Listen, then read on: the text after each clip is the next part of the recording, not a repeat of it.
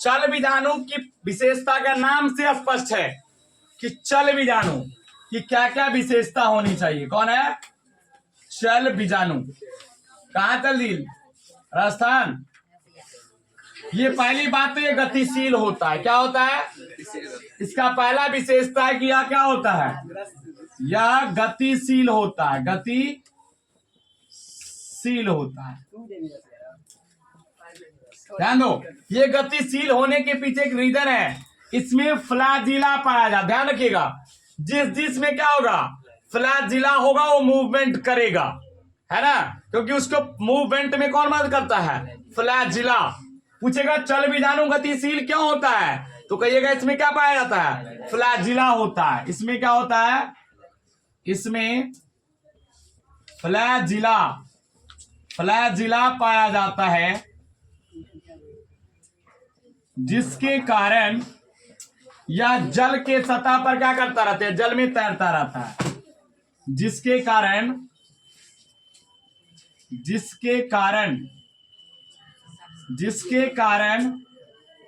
यह जल में क्या करता है जी?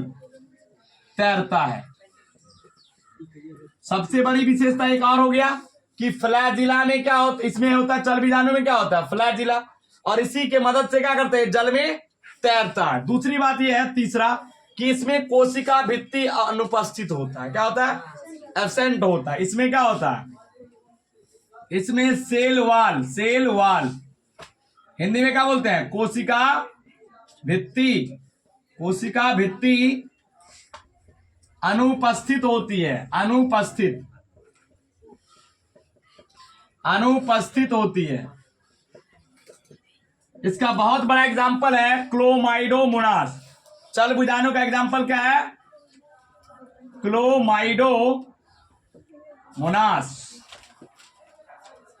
क्लोमाइडोमोनास में किसका निर्माण होता है? चल बीजाणु का। देख लीजिए एग्जांपल, देख लीजिए, इसको फिगर के थ्रू समझिए।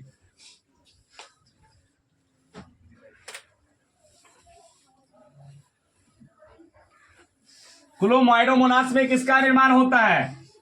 चल बीजाणु का। किसका निर्माण होता है? चल बीजाणु। ये जो हमारा है चल बीजाणु, इसका निर्माण होता है। किसमें? क्लोमाइडोमोनास में। किसका निर्माण होता है?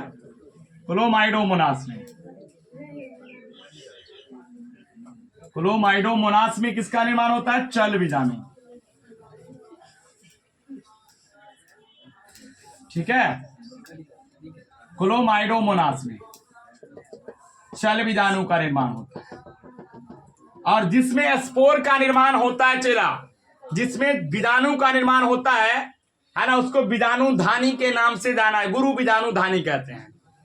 गुरु बीजाणु धानी का उदाहरण क्या है? क्लोमाइडोमोनास। जिसमें बीजाणु का निर्माण होता है उसको हम क्या बोलते हैं? गुरु बीजाणु धानी। आगे हम पढ़ेंगे वो। तो ये बीजाणु का निर्माण, चल बीजाणु का निर्माण किसमें होता है? तो इसका नाम है क्लोमाइडोमोनास। क्लोमाइडोमोनास में चल बीजाणु का निर्माण होता है। चलो जल्दी से इसको फिगर को ड्रॉ करो। चल बीजाणु में क्या होता है? चले, ये गतिशील होता है, प्लस में इसमें क्या पाया जाता है? फ्लैजिला। इसी के मदद से जल में तैरता है, लेकिन इसमें कोशिका भित्ति नहीं होती है। इसका एग्जाम्पल कौन है? क्लोमाइडोमोनास। जल्दी करो।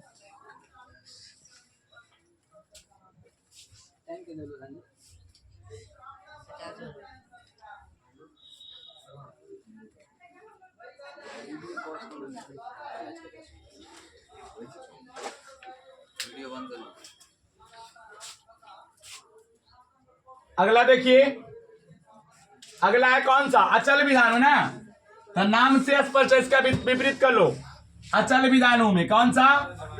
अचल। जल्दी करो।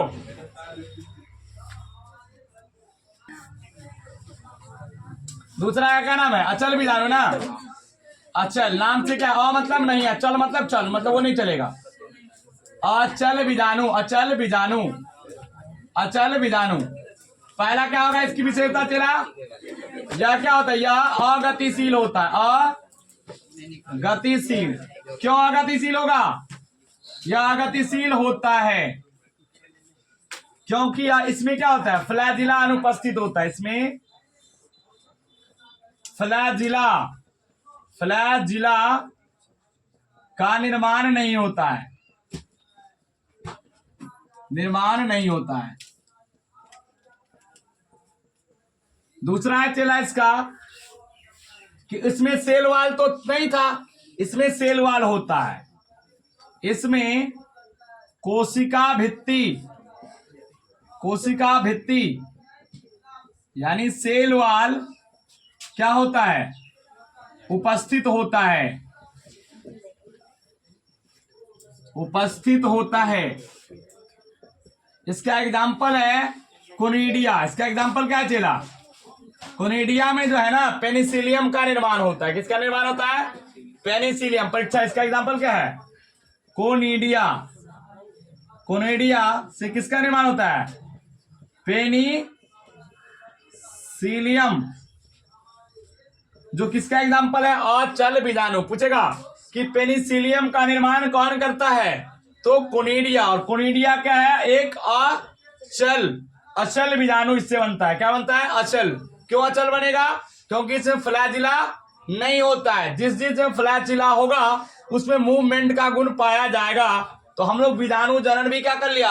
कंप्लीट कर लिए, है ना। और बीजाणु कितने तरह का होता है वो भी कंप्लीट कर लिए। ठीक है, क्लोमाइडोमोनास में चल बीजाणु और कोनिडिया में अचल पेनिसिलियम का निर्माण होता है। क्लियर? तो आगे की क्लास में हम नेक्स्ट टॉपिक पढ़ेंगे। ठीक है, चलो।